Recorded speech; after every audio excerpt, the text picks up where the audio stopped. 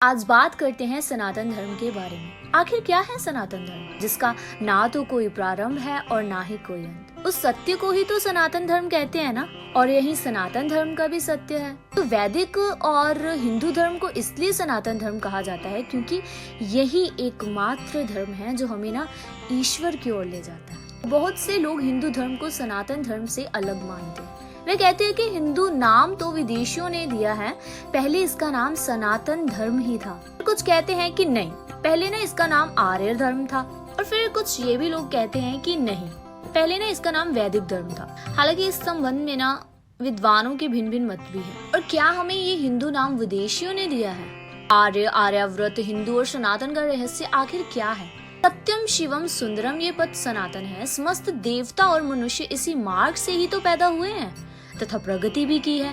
तो हे मनुष्यों, आप अपने उत्पन्न होने की आधार रूपा अपनी माता को विनष्ट बिल्कुल ना करें। सनातन का तो अर्थ है जो शाश्वत हो, सदा के लिए सत्य हो, जिन बातों का शाश्वत महत्व हो, वही तो सनातन है ना। और जैसे सत्य सनातन है, ईश्वर ही सत्य है, आत्मा ही सत्य है, मोक्ष ही सत्य है, और इस सत्य के मार्ग को बताने वाला धर्म ही सनातन धर्म भी तो सत्य ही हुआ ना। यानी कि जिसका ना तो कोई प्रारंभ है और ना ही कोई अंत।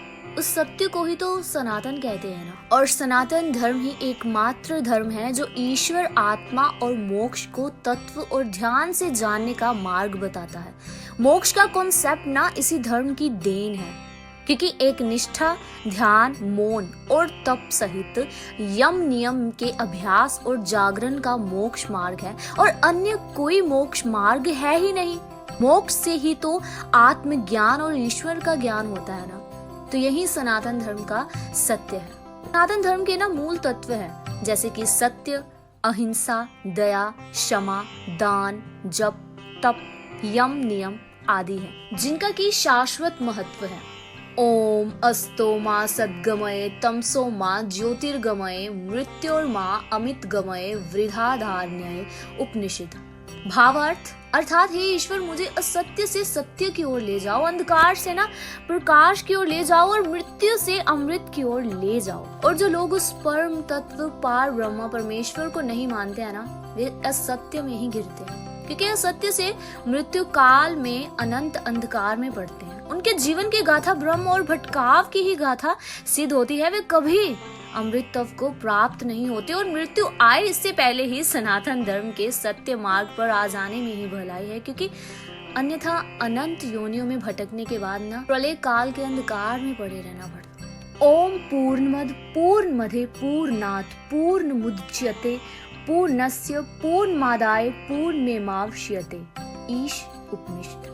भावार्थ की सत्य दो धातुओं से मिलकर बना है, सत्य और तत्। सत्य का अर्थ है ये और तत् का अर्थ है वह। दोनों ही सत्य है। अहम ब्रह्मास्मि और तत्वमसि, अर्थात मैं ही ब्रह्मा हूँ और तुम ही ब्रह्मा हो। ये संपूर्ण जगत ब्रह्मामय है, ब्रह्मा पूर्ण है, ये जगत भी पूर्ण है। पूर्ण जगत की उत्पत्ति पूर्ण ब्रह्मा से ही तो हुई है। पूर्ण ब्रह्मा से पूर्ण जगत की उत्पत्ति होने पर भी ब्रह्मा की पूर्णता में कोई न्यूनता नहीं आती, क्योंकि वह शेष रूप में भी पूर्ण ही रहता है। और यही सनातन सत्य भी है, जो तत् सदा सर्वदा एक निरंजन निर्विकार और सदैव स्वरूप से स्थित रहता है, उसे सनातन या शाश्वत सत्य भी कहते हैं। वेदों का ब्रह्मा और गीता का स्थिति प्रज्ञ ही शाश्वत सत्य है।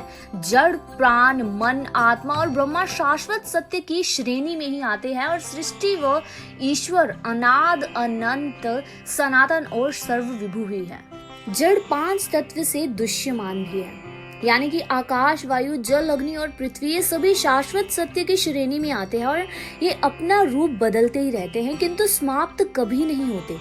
प्राण की भी तो अपनी अवस्थाएं हैं, प्राण, अपान, समान और यम। उसी तरह आत्माएं की अवस्थाएं भी हैं, जागृत, स्वपन, सुसुप्ति, तुर्या। ज्ञानी लोग ब्रह्मा को निर्गुण और सगुण कहते हैं, और युक्त सारे भेद तब तक विद्यमान रहते हैं जब तक कि आत्मा मोक्ष प्राप्त न कर ले। यही सनातन धर्म का सत्य है। ब्रह्मा महाआकाश है तो आत्मा घटाकाश है। आत्मा का मोक्ष परायण हो जाना ही ब्रह्मा में लीन हो जाना है। इसलिए कहते हैं कि ब्रह्मा सत्य है और जगत मिथ्या, यही सनातन सत्य है। और इस शाश्वत सत्य को जानने या मानने वाला ही तो सनातनी कहलाता है। बात करें अगर हिंदुत्व की, तो ईरानी अर्थात पारस्य देश के पारसियों की धर्म पुस्तक अवेस्ता में हिंदू और आर्य शब्द का उल्लेख मिलता है। दूसरी ओर अन्य इतिहासकारों का ये भी मानना है कि चीनी यात्री हुइनसांग के समय में हिंदू शब्द की उत्पत्ति इंदु से हुई थी और ये हिंदू शब्द ना चंद्रमा का ही पर्यायवाची शब्द है। अतः चीन के लोग ना भारतीयों को इंतु या हिंदू कहने लगे। कुछ विद्वान कहते हैं कि हिमालय से हिंदू शब्द की उत्पत्ति हुई है। और तभी अगर बात करें आर्यत्व की, तो आर्य समाज के लोग इसे आर्य धर्म भी कहते हैं, जबकि आर्य किसी जाति या धर्म का नाम ना होकर इसका अर्थ सिर्फ श्रेष्ठ ही माना जाता है, क्योंकि अर्थात जो मन, वचन और कर्म से श्रेष्ठ है वही आर्य है। बौद्ध धर्म के 4 आर्य सत्य का अर्थ 4 श्रेष्ठ सत्य ही होता है। और बुद्ध भी तो यही कहते हैं ना कि युक्त, श्रेष्ठ और शाश्वत सत्य को जानकर अष्टांगिक मार्ग का अनुसरण करना ही एस धम्मो संतनो, अर्थात यही है सनातन धर्म। इस प्रकार आर्य धर्म का अर्थ श्रेष्ठ समाज का धर्म ही होता है। प्राचीन भारत को आर्यावर्त भी कहा जाता था। इसका तात्पर्य श्रेष्ठ जनों के निवास की भूमि था। सनातन मार्ग क्या है? विज्ञान जब प्रत्येक वस्तु, विचार और तत्व का मूल्यांकन करता है ना, तो इस प्रक्रिया में धर्म के अनेक विश्वास और सिद्धांत धराशायी हो जाते हैं। विज्ञान भी सनातन सत्य को पकड़ने में अभी तक कामयाब नहीं हुआ है, किंतु जो हमारा वेदांत है ना, उसमें उल्लेखित है कि जिस सनातन सत्य की महिमा का वर्णन किया गया है ना, विज्ञान धीरे धीरे उससे सहमत होता नजर आ रहा है। हमारे ऋषि मुनियों ने ध्यान और मोक्ष की गहरी अवस्था में ना ब्रह्मा, ब्रह्मांड और आत्मा के रहस्य को जानकर उसे स्पष्ट तौर पर व्यक्त किया है।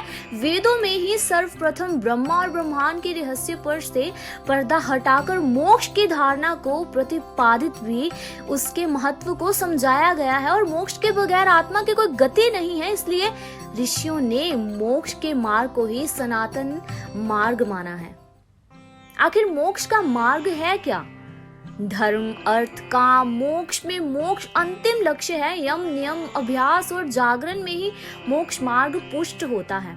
इसके अलावा ना स्वयं के अस्तित्व को कायम करने का तो कोई उपाय ही नहीं है। ब्रह्मा के प्रति ही समर्पित रहने वाले को ब्रह्मांड और ब्रह्मा को जानने वाले को ही ब्रह्मा ऋषि और ब्रह्मा को जानकर ब्रह्मामय हो जाने वाले को ही तो ब्रह्मलीन कहते हैं। और आखिर में हमारे वेद भी यही कहते हैं कि ईश्वर जन्मा है, उसे जन्म लेने की आवश्यकता ही नहीं है। उसने कभी जन्म लिया ही नहीं और कभी जन्म नहीं लेगा, क्योंकि ईश्वर तो एक ही है, लेकिन देवी देवता या भगवान अनेक हैं। उस पर एक को छोड़कर उक्त अनेक के आधार पर नियम, पूजा, तीर्थ आदि कर्मकांड को सनातन धर्म का अंग तो नहीं माना जाता। और यही है सनातन का सत्य। सनातन धर्म अतीत की चीज नहीं है, क्योंकि ये हमारा भविष्य है। और हम गर्व करते हैं अपने सनातनी होने का, क्योंकि सनातन धर्म वस्तु और व्यक्ति में परमात्मा का दर्शन करने की शिक्षा देता है। ऐसे ही धर्म से जुड़ी और भी बातें जानने के लिए हमारे चैनल को सब्सक्राइब कर दे। ओम नमः शिवाय।